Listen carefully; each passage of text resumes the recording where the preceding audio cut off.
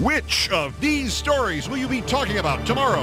Lowe's, let's destroy something together. The company that caved to extremist Islamophobic hate gets fricasseed on the floor of the House. This is a major American company rubber stamping basic foundational bigotry against a major American religious group. Our guest, Congressman Chris Murphy. Gingrich stretches his poll lead, except amid the groups about which the president is most vulnerable. But here come the has-beens. Christine O'Donnell endorses Mitt Romney. That's one of the things that I like about him, because he's been consistent since he changed his mind. That'll help. Notorious baseball bigot and homophobe John Rocker endorses Newt Gingrich. He is an absolute genius, just a marksman in historical value of pretty much anything you want to discuss. But one has-been endorsement is withdrawn. It is not time, says Gary Busey, for me to be endorsing anyone at this time. Sometimes the candidates can hurt themselves worse than any has-been's endorsement. Bonjour, je m'appelle Mitt Romney. And the reminder from 1995 that Newt Gingrich once suggested we should actually try to bring back the dinosaurs. The president's path to re-election, the no-nonsense strategy of Robert Reich. We'll re-elect you. We'll give you a mandate for real change, as long as you're behind us. He joins us. But can the president get re-elected after his spokesman today says he will not veto the bill that would permit the indefinite detention without charge or trial of Americans on American soil on the mere suspicion that they have a connection to a terrorist group? And the birthers splurge for a flying billboard over the Dallas Cowboys Stadium. So what's wrong with this picture? Well, to start with, it was a night game. All that and more now on Countdown. Dumb mistakes.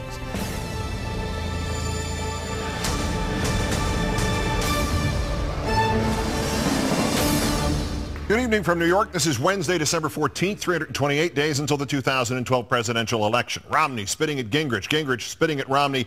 The fifth story on the countdown, more impressive still, a super PAC hitting Romney where it will hurt him most with Republican voters. An ad at once attacking his inconsistency on issues that shows him speaking French. While Occupy protesters heckle Mr. Breakfast at Tiffany's in Iowa City. Polls put Gingrich on top, but both candidates receive endorsement that could wind up costing them votes. We start in New York. Former Governor Romney in town today for a series of fundraisers featuring the deep pockets of J.P. Morgan Chase Vice Chairman Jimmy Lee, Blackstone equity founder Steve Schwartzman, and hedge fund manager John Paulson, among others. The Democratic National Committee heckling Romney from the air with a plane flying a banner invoking the punchline from the last debate, "Betcha 10K, Romney's out of touch." Romney also taking time to zing Gingrich, telling the Washington Post that despite Gingrich's conservative record as Speaker of the House, he has been an extraordinarily unreliable leader in the conservative world in the last 2 to 3 years. Then Romney piling on with the New York Times, saying that where Gingrich is concerned, quote, zany is not what we need in a president. Zany is great in a campaign. It's great on talk radio. It's great in the print. It makes for fun reading. But in terms of a president, we need a leader, and a leader needs to be someone who can bring Americans together. That's a man named Mitt calling people zany. A reference, perhaps, to Gingrich's fantasy of recreating this film fantasy, telling the LA Times in 1995, "Why not aspire to build a real Jurassic Park? Wouldn't that be one of the most spectacular accomplishments of human history? What if we can bring back extinct species?" Sure, if you want to see everybody eaten like French fries by dinosaurs. What the hell, man? It's bad enough that the GOP's trying to bring you back. Though Occupy hecklers are doing their part to send Gingrich back wherever he came from, trying to shout him down at a campaign event at the University of Iowa today for his alleged callous attitude towards poor people. Imagine if he spoke French, like Mitt Romney. Super PAC American LP releasing this ad today, highlighting Romney's one-time moderate positions along with the French that he'd picked up as a Mormon missionary. L'organisation des Jeux Olympiques d'hiver de 2002 à Salt Lake City. L'organisation des Jeux Olympiques d'hiver de 2002. I believe that the Garden of Eden was in Jackson County, Missouri.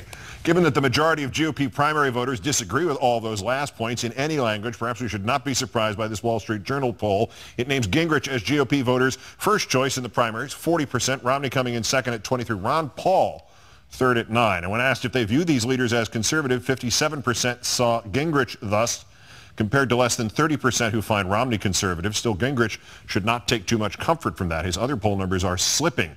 Gallup reporting that at the start of the month, Gingrich scored 37% to 22 for Romney, 8 for Paul. Gingrich's numbers last week had fallen to 31%, while Romney and Paul were holding steady.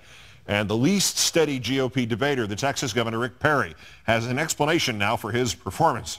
He should have postponed his back surgery. I didn't realize it was going to have as a big impact, and frankly, I didn't even know it was having the impact it was having on me from the standpoint of just being fatigued, and it showed up in the first few debates. And the last few debates, and the speech in New Hampshire, and the other appearances. Meanwhile, endorsements are rolling in for Gingrich and Romney. Former GOP Delaware Senate candidate Christine O'Donnell suddenly appearing out of nowhere as if she had magical powers to tell CNN she backs Romney. He's been consistent since he changed his mind. Exactly what Romney needed right now. But the impact of the endorsement of a has-been on your rival is somewhat mitigated when two has-beens endorsed Gingrich and a third retracted his endorsement of Gingrich. Former Major League Baseball pitcher and serial racist and homophobe John Rocker, once suspended for those qualities, backing him, along with former GOP Congressman Fred Grandy. Looking a little ornery there for the man once known as Gopher on the Love Boat. But Gingrich has lost, at least temporarily, the nod from actor Gary Busey. His spokesman reporting this from Busey: "It is not time for me to be endorsing anyone at this time. When there are two final candidates, then I will endorse." Yes, we are living in the middle of an onion story. For more on the Romney-Gingrich divide, I'm joined by Tim Dickinson, contributing editor with Rolling Stone. Tim, thanks for your time tonight. Great to be with you. Romney's attacks on Gingrich, too zany to be president, too unreliable to be a real conservative. A, don't GOP voters know this already? And B, isn't, unsustainable braggadocio and delusions of grandeur, aren't those exactly what Republican voters are looking for? Well, I think Gingrich certainly thinks so. He's sort of going down the checklist trying to appeal to every possible constituency. Today signing a pledge that he believed that life begins and full constitutional rights accrue the minute a sperm hits an egg. Mm-hmm. And so we're granting full constitutional rights to zygotes, and I don't know what the Minutemen are going to think about that, the sort of anchor zygote problem. But so I don't know how all this fits together. But this is what Newt Gingrich's strategy is to outflank Romney in every possible way on the right, so that he appears out of touch with the GOP base, and he'll try and jump off the cliff that creates with him with the general electorate later. But nevertheless, there are slipping poll numbers right now. What do we attribute that to? Is Romney's had no impact on anything. His number has held steady, and he's not been able to, as every other candidate in this field except Gingrich and Ron Paul have fallen past him. He still hasn't gained anything. So it's doubtful that it's him doing this. Why have Gingrich's numbers softened? Is it just that that monkey butt disease, as David Axelrod coined it yesterday? Well, I think he peaked too early, frankly. I mean, we've seen this with everybody's 15 minutes of fame, and all of Newt Gingrich's weird past statements about Jurassic Park revivals and lunar colonies are catching up to him, and people, I think the zaniness is something that wears thin on people. Romney, meanwhile, also went again after Obama called the president a member of the 1%. And again, it's one of those things that makes you wonder, to use that great quote that was said about the Murdoch self-investigation. Is he aware that we can see him? Romney's own net worth, self-reported, $207 million. How can somebody with $207 million actually point at anybody else and say, oh, he's a member of the 1%, you shouldn't trust him? Yeah, no, and especially with Romney calling for a repeal of the estate tax, which would benefit his family to the tune of something like $90 million, helping his poor children who are surviving on the margins of society tag at the helm of Sola Mare Capital, with their one or two estates in San Diego and New Hampshire and their private boats. I mean, it's absurd. And you have today, Mitt Romney and Newt Gingrich both sort of sniping at each other over who's the richier rich of the richest, and I don't think that's going to wear well, and I don't think we're going to see much of that going forward. But what are we seeing going forward as we approach the next GOP semi-weekly, if you missed this one, don't worry, there'll be another one, debate, which is tomorrow night in Sioux City. I mean, is this Romney's latest set of attack lines being previewed here, or is there any previewing still in the process? Because as this has moved along, it seemed like Romney is throwing anything he can get a hold of off the train onto whoever's running alongside, in this case, Gingrich. Right, and I think there's a danger for the two men of sniping at each other and letting Ron Paul shoot up the side. I mean, Paul seems to be surging in Iowa as Gingrich's hot air balloon is deflating. And the last point here, about 30% or less, actually, of the GOP primary voters do not see Romney as conservative. Is there anything to do to change that? Is there any? I mean, can he argue for? If it's the zygote rule for Gingrich, can he suggest that the first date is the moment of personhood for an offspring that occurs from a first date? It's a very good question. You know, he's trying to shore up his credentials by having folks like Ann Coulter endorse him and this Christine O'Donnell craziness. You know, but of course Ann Coulter also said she'd vote for Jeffrey Dahmer over President Obama. Twice so she said that. So the bar is fairly low with Ann. Yeah. You know, but Romney's case is that he's electable, right? But I think we're seeing in states like Virginia, there's a poll out today where both Newt Gingrich and Mitt Romney look positively unelectable, sort of turning off independents and suburbanites and women, and you know, the president looks like that's a really blue state for him, and that's a bellwether. So I don't think this is looking. The electability argument is not wearing well for Romney. Tim Dickinson, contributing editor of Rolling Stone. Once again, thanks for your time tonight, Tim. Always a pleasure. For more on that latest wave of endorsements, I'm joined by Craig Crawford, politics blogger at craigcrawford.com, and of course the author of The Politics of Life. Craig, good evening. Gary Busey, I think his last starring role was Celebrity Rehab with Dr. Drews. It was. Hardly Hollywood elite, I think. Well, and that's the whole point of this. Christine O'Donnell, I mean, firstly, I thought she was in the Witless relocation program, but secondly, you know, he's been consistent since he changed his mind. Gee, thanks. That's exactly what Mitt Romney needed, wasn't it? Perfect. That's better than I voted for it before I voted against it. One thing they have in common, Keith, Romney and O'Donnell, is they both lost Senate races. Yeah. And I guess he couldn't get Sarah Palin, so he went with Sarah Palin Light. Romney's sort of shopping at the endorsement outlet malls. He couldn't get the Bushes, so he went with Dan Quayle. Anything and anybody, like I suggested to Tim Dickinson. It just seems like there's no strategy. It's Buster Keaton in The General trying to remove weight from the train as he's trying to catch up steam. He's throwing everything overboard, including the fuel and the wood and parts of the train. I mean, it's just this sense of this epic panic on Romney's part that you don't. I mean, Gingrich may be off in his own world, but he doesn't seem to be in a panic. Right, and I think Romney is, you know, reaching out to O'Donnell, obviously, to try and get the Tea Party vote, but she embarrassed herself so much in that Senate race. I can't imagine they're really that excited about her. And the comeback here for Gingrich, the endorsements of John Rocker of the Atlanta Braves and Fred Grandy, who how long has it been since he was a congressman from Iowa? It's at least, what, 15 years?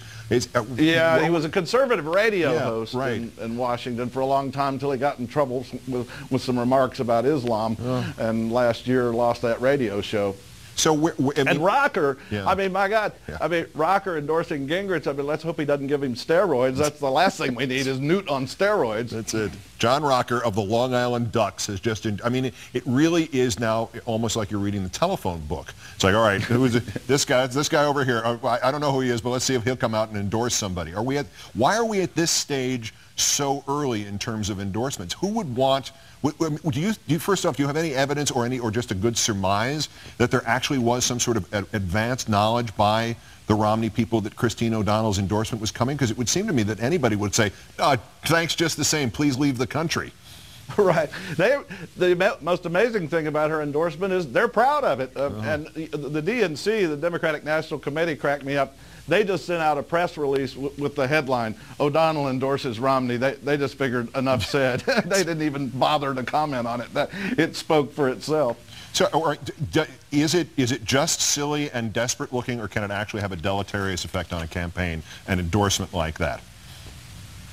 Well, I think among those Tea Party folks, if she is indeed still popular with them, this is the scariest thing about Romney, I think, is how hard and desperately he is trying to shore up that right wing. And what I would be concerned about if he got elected is, you know, if he would follow through with that and appoint some cabinet members. I mean, let's hope he didn't offer O'Donnell a cabinet post. I can't imagine that. All right, tell the truth. When you heard of this, had you forgotten about Christine O'Donnell? Because I will confess to having, I had forgotten about Christine O'Donnell. Keith, I was blissfully ignorant in forgetting Christine O'Donnell. Yeah, it's like I didn't need to see that. Yeah, it's like insomnia coming back after a year of good sleep. Craig Crawford, the author of The Politics of Life, on these wacky endorsements today. Thank you, Craig. Good to see you. The Lowe's controversy. Not only is it addressed on the House floor, but it proves that the nut job behind it used to be a self-proclaimed porn addict. And much grimmer news out of the White House about the National Defense Authorization Act and the provisions that could see Americans detained without charge or trial on American soil. That's next. This is Countdown. The Lowe's Islamophobic boycott controversy reaches the floor of the House of Representatives, courtesy Congressman Chris Murphy, who joins us, as the White House says it will not veto Carl Levin's bill that would permit indefinite detention of Americans in America. Welcome to Occupy Carl Levin. How the president can get reelected by the 99%, as laid out by our guest, Robert Reich, and hoist with their own petard. The birthers try to sell their Shinola at an NFL game. They show up at the wrong time. It was the company itself that invoked the imagery lightning rod after a fringe, small, far-right outfit called the Florida Family Association wrote a letter pressuring the hardware chain to pull its advertising off a cable reality show called All-American Muslim. Lowe's said the show had become a lightning rod. In our fourth story, got that right. You know what happens when you have a lot of lumber around and everything gets hit by lightning? Lowe's has now received another letter. This time it's from members of the U.S. House of Representatives. 32 members of the House, including the first Muslim member of Congress, Keith Ellison, sent a collective letter to the CEO of Lowe's calling on the company to reverse its decision to pull ads from All-American Muslim. Representative Chris Murphy, the lead signer of the letter, took to the floor to put the ad removal into historical context. Now, Lowe's defends itself by saying that they're pulling these ads because some of their customers had, quote, strong political and social views on this topic. Well, congratulations to Lowe's for acknowledging that there are some really bigoted people in the world. That doesn't mean that Lowe's or any other company should acquiesce to this kind of behavior. You're better than this. You know that the history of this country and of this world never, ever looks kindly on this kind of marginalization that you've endorsed with your actions. This is America, and while we have never been perfect at living up to our founding ideals, we've gotten pretty good at calling out bigotry when we see it and stamping it out before its mark becomes indelible. This can be one of those moments. While Lowe's is the largest business to pull its ads, it is not alone. Travel website Kayak also gave into the bigotry of the Florida Family Association, removed its ads in a letter appropriately titled, "We handled this poorly." Kayak's chief marketing officer followed the tone set by Lowe's, but apologized if its rolling over offended anyone, saying, "We would like to apologize to anyone who was offended by how we handled our decision not to continue advertising on All-American Muslim when it returns in January." Kayak then tried to shift attention to the TLC network that carries the show and the show itself, saying that they were misled on the topic of the show and that the show itself was poorly done. Quote, "Lastly, I watched the first 2 episodes. Mostly, I just thought the show sucked." Speaking of which, the head of the Florida Family Association, David Caton, was identified today as a self-described 17-year pornography addict who claims he cured himself and even wrote a book about curing himself. He also is on record saying it is immoral to build a light rail system in and around Tampa, Florida. Joining me now, as promised, Representative Chris Murphy of the 5th District of Connecticut. Congressman, thanks for your time tonight. Hey, Keith. Any answer from Lowe's yet, or any indication that they're going to address this, or they're just going to try to stick it out? No, I think they're going to try to stick it out. I mean, they've used the same apology that Kayak did. They sort of said, listen, I'm sorry if anyone was offended by what we did, without actually apologizing for their actions. And they told us privately what they said publicly, that, you know, they just didn't mean to step into this controversy. Well, what controversy are they talking about? Yeah, I mean, we have threats to this country from radical Islamists, but there's absolutely no controversy as to whether 90 99.9% of Muslim Americans love this country and are just like the rest of us. What is the controversy is when a major American company, a Fortune 100 company, essentially endorses the radical views of a severe minority that have a belief that frankly is just the bulletin board material for a lot of people around the world who are looking for evidence that America hates Islam. This is, of course, a very, very fine line. I mean, the premise behind it is, I think, pretty black and white, but the actual mechanics of this do involve this one question. People are responding with, it's Lowe's right as a business to advertise where they want, isn't it?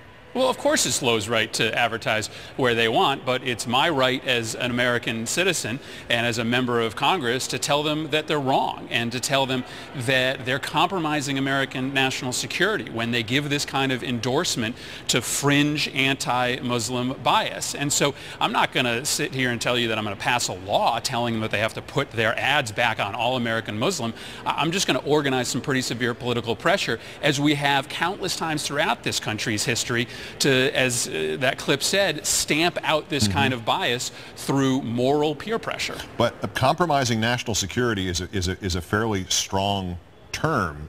Is that part of this letter? Was that made clear to the people at Lowe's, and did they have any reaction even to that phrasing? Well, listen, they are a major face of this nation, and while they are not part of our national security strategy, we need them to understand that what we are facing is an enemy that isn't rational, but certainly uses things we do to organize people against them. It is not true that this country thinks that every Muslim family is trying to destroy America. It's just this really small group in Florida and a handful others like them around the globe. We can't have Lowe's giving the impression that the rest of this country, major corporate interests, endorse that view. So listen, we're going to keep the pressure up on these guys, and we do hope that they are going to change their mind. They don't have a lot of people at their back right now. It's just them and Kayak and maybe a handful of others as far as we can tell. I don't know that they want to continue to stand out on this limb. On the other part of the limb, how important is this seemingly side issue to the issue of freedom of religion, religious expression, lack of religious expression in this country?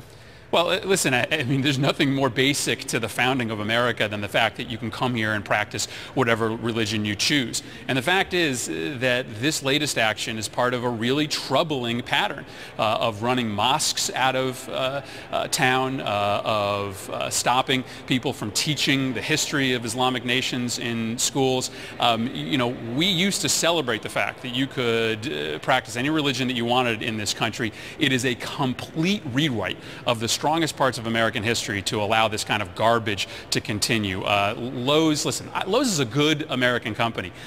This is way out of step with their commitment to the communities they live in, and that's why I still have maybe this this unrepentant optimism that they're going to change their mind. They don't have to do much to change their mind either. I mean, a statement of some sort saying we screwed up and maybe we will resume advertising, maybe we won't, but we're not going to participate in a boycott. Even just a face-saving statement that gives them a little wiggle room to get out of it would probably suffice at this point, wouldn't it? No, their statement made it worse. Their statement, in fact, said that we stepped in a big issue here. No, you didn't. You made it a big issue by doing this. And Kayak's statement was even worse. They said, well, we made a mistake, but we're actually not going to admit to anything having done wrong on our behalf, on our part. So, you know, they can make this better. There is plenty of time for them to do this. We just need a little bit more honesty about the mistake they made in the coming days. Well, good luck getting that out of corporate PR.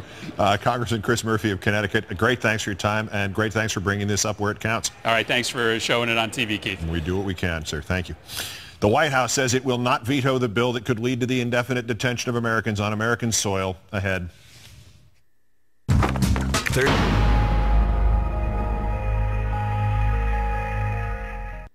The birthers waste a fortune on an aerial billboard nobody saw. Coming up, first the sanity break, and on this date 3 years ago in his last visit to Iraq, President George W. Bush adeptly ducked 2 shoes thrown at him by a local journalist during a news conference. More impressively, later that week, Joel McHale of The Soup came on this program to discuss it, and he had no fewer than 35 shoes thrown at him while he continued to answer my questions and duck the shoes. Time marches on. We begin on the internets, and if you're a constant viewer, you know that one thing we stress above all others is the importance of doing yoga with a cat. This woman from Russia, a perfect example. The key to good cat yoga is normal yoga, but with a cat climbing on you even. Yep, there it is. She gets hinky during downward dog. I don't know. Next, we travel to Kazakhstan. Put in your own Borat joke here. The Under-10 Youth Hockey League has just completed a match. They put the biscuit in the basket. Appears to be the handshake ceremony. Or the winning team Astana talking trash to the opposing team Berube, and all hell breaks loose. Craig Berube of the Philadelphia Flyers. That's going to be a crowded penalty box. The fight is eventually broken up, and the kids gather up their equipment and go home, and everybody heads out for pizza or vodka. Finally, let's check in with Ashton Altieri of Colorado News 9, who's just finishing up his report, deciding to congratulate Indiana University alum Aaron Mattis on a recent Indiana win. Aaron, again, congratulations on your big Hooters. Hoosiers win. You said what? Wow, that was a slip of the tongue. What was that again? The Hoosiers who won. YouTube. Yeah, that's Anyways, yeah, that'll be on YouTube. I was going to say. Anyways, back to you. Before I say anything else, I'll just close my mouth. Good news is he was not speaking to the woman anchor at the left, Corey Rose. Better news is he's also not a University of South Carolina fan. Look it up. Time marches on. The National Defense Authorization Act, and why the president has switched from a threat to veto it to the announcement that he will not veto it, even though it seems to overrule habeas corpus. Next. Dumont's live coverage of the opening of the coaxial cable will not be seen tonight, so we can instead bring you Countdown, the longest continuously running 8 p.m. news hour on cable, unless you consider Fox News. We're live each night at 8 Eastern. Every night is a best of Countdown. As feared, the administration announcing today the president will not veto a bill that allows American citizens to be indefinitely detained without trial on American soil if there is even a suspicion they might have ties to terrorists. In our third story tonight, the defense authorization bill passing the House early in the evening after the White House abandoned its threat to veto the legislation over provisions on terror suspects. $662 billion bill which authorizes money for military personnel, weapons systems, the Iraq and Afghanistan wars, and follow-ups. The president had previously vowed to veto it if it included the indefinite detention clause. Today, however, the White House Press Secretary Jay Carney announcing that with the last-minute changes, after intensive engagement by the administration and the president himself, the president would not veto it. Mr. Carney saying in a statement today, quote, "We have concluded that the language does not challenge nor constrain the president's ability to collect intelligence, incapacitate dangerous terrorists, and protect the American people, and the president's senior advisors will not recommend a veto." Representative Jerrold Nadler of New York, who will join us presently, taking to the House floor today to express outrage at what he says is the latest example of a decade-long assault on civil liberties. In the last 10 years, we have begun to let go of our freedoms, bit by bit, with each new executive order, court decision, and yes, act of Congress. The changes in this bill to the laws of detention have major implications for our fundamental rights. Whoever it reaches, the government would have the authority to lock them up without trial until, quote, the end of hostilities, unquote, which, given how broadly the AUMF has been used to justify actions far from Afghanistan, might mean forever. Civil liberties groups also condemning the administration today. Human Rights First President and CEO Elisa Massimino saying in a statement, the American people need a leader whose commitment to smart national security policies will not wane in the face of opposition from Capitol Hill. This legislation will be a loaded gun in the hands of any future administration. The ACLU's Laura Murphy saying Mr. Obama, quote, should more carefully consider the consequences of allowing this bill to become law. Occupy Washington, D.C. protesters also staging a sit-in the Senate Armed Services Committee Chairman Carl Levin's office today to protest this bill. Joining me now is promised Congressman Jerrold Nadler, the Democrat of New York. Thanks for your time tonight, sir. It's a pleasure. What on earth is the president doing on this? Well, the president was talking about vetoing the bill, but only because he thought it limited his power. He was not talking about vetoing the bill because it gave the president the power to order the indefinite detention without trial of anybody, basically. And it quite, I think, quite clearly does that. Now, some people on the floor said today that all it does is codify existing law, but that's not correct. What it does is to codify in law the claimed power claimed by Presidents Bush and Obama to put anybody, including American citizens, in jail forever indefinitely without any trial or due process whatsoever. That's quite a terrible blow to American liberty. Is there a reason the House seemed to have reacted more strongly towards this when President Bush made overtures about it, as opposed to now as President Obama has at least in a passive-aggressive way gotten involved in the same thing, or perhaps a worse version of the same thing? Well, I don't know that we reacted more strongly, and this came up very rapidly in the House, frankly. It came up in an overall military authorization bill instead of in a bill by itself, which is, again, should not have happened. It was part of what I said on the floor. We should have had hearings and debate on the bill itself and not simply as part of a massive bill that many people voted for other reasons. And as it was, the Democrats voted 93 in favor, 93 against, on the basis of a very short campaign against the bill that lasted about 2 days. So I think that was quite impressive, and there were 40-odd Republican no votes. And the leadership in the Senate comes from people who have a firm grip on civil liberties in this country, or at least previously did, Senator Levin being foremost of them. Do you have any clue as to why this action is being taken with Democratic support, especially in this context? There is really no good reason why we have to be doing this now, especially if the leadership of the Armed Services, the Democratic leadership of the Armed Services Committee, which led the debate for the bill, said that all they were doing is codifying existing law. They weren't making any changes. If you didn't like the existing law, well, that was a different question. But that's the existing law, and this wasn't changing it. If that is true, why was it necessary to put this in this bill now? The bill should have been separated out. Let the defense bill pass on its own merits and give this bill proper consideration. There was no particular reason to do it. Well, all right. Except to confirm the powers that some of us don't think any president should have. Indeed. The House and the Senate going along with it, and the president obviously not vetoing it, barring some miracle in the interim. Is there a next step? Do you expect a peck of lawsuits, or what happens after this? Well, there will be lawsuits only when they try to exercise this power. Right. Now, there have been two major cases in which the President Bush in those cases, claimed the power to arrest an American citizen on American soil and put him in a military proceeding and put him in jail indefinitely without any due process. The cases were going to the Supreme Court when the administration backed down and made the cases moot by putting them into a civilian prosecution because they thought they might lose in court, although a U.S. Court of Appeals ruled the wrong way in one of those cases. But the administration claims this power, as did the prior administration, and there have been no Supreme Court rulings on it, which makes it very, very dangerous. All right, so it's the oldest, and all the ironies, one of the key people in one of those key cases, the Hamdan case, Neil Cutshall wound up, one of the attorneys for Hamdan, wound up in... Well, the Hamdan case said you have the right to habeas corpus, but the cases that were on the question of can you arrest an American on American soil, for that matter, and keep him in custody indefinitely simply because you say he's a terrorist, were the Almari and the Padilla cases. And those were never decided by, they never went to the Supreme Court. All right, well, thank you for correcting me on that. The last point is, and it's the cliche of all questions, somebody sitting at home dropping their food hearing about this restriction of civil liberties or this rollback of civil liberties does what at this point? Well, I would protest to the president, and for that matter, to the leadership of the Congress. This is, frankly, these are powers that during the campaign 3 years ago, the President Obama, candidate Obama, said we shouldn't have. And on these questions, they have essentially taken the same positions as the Bush administration, and we Democrats should oppose this by our own party. It's funny how presidents tend to think alike after a while. Representative Jerrold Nadler of New York, thanks for your time, Congressman, and thanks for your work on this. Thank you.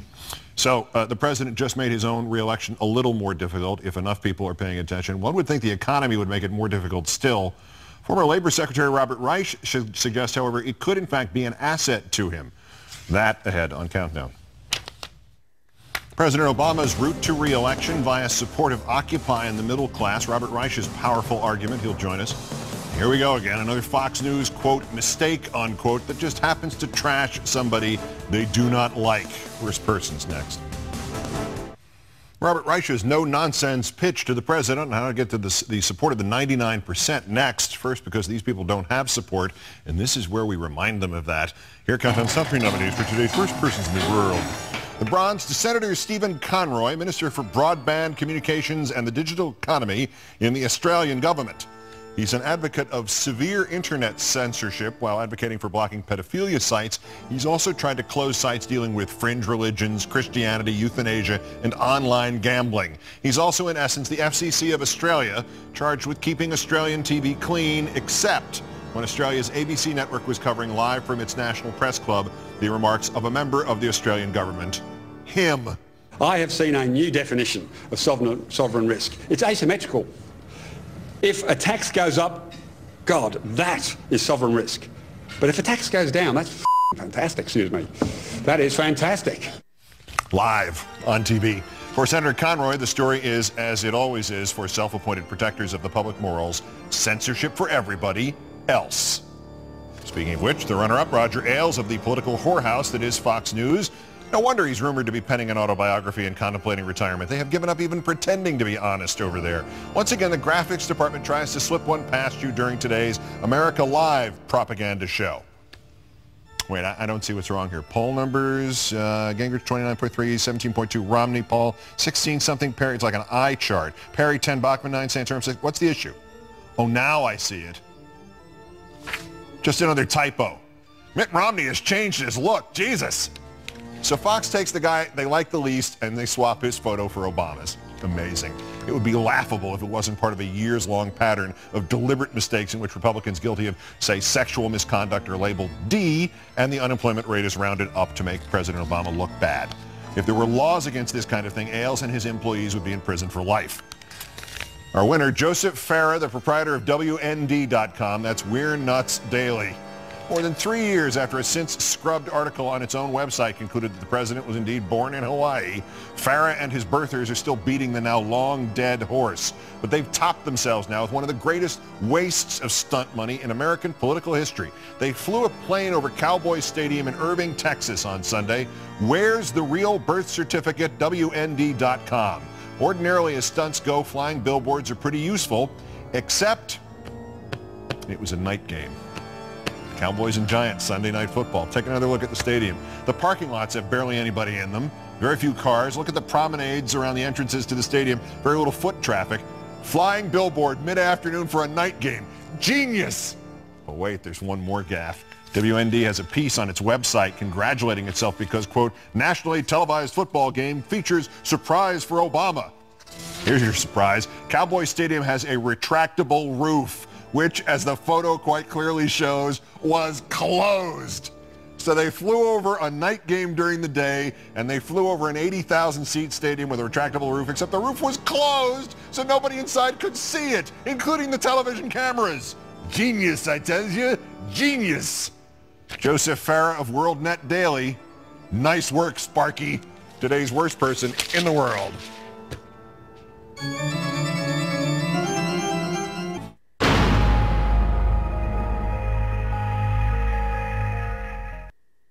The election in 2012 is certainly not a lock for President Obama, certainly not after the Defense Authorization Act. In fact, the latest Gallup poll shows both Mitt Romney and Newt Gingrich have slight edges over the incumbent in a dozen key swing states.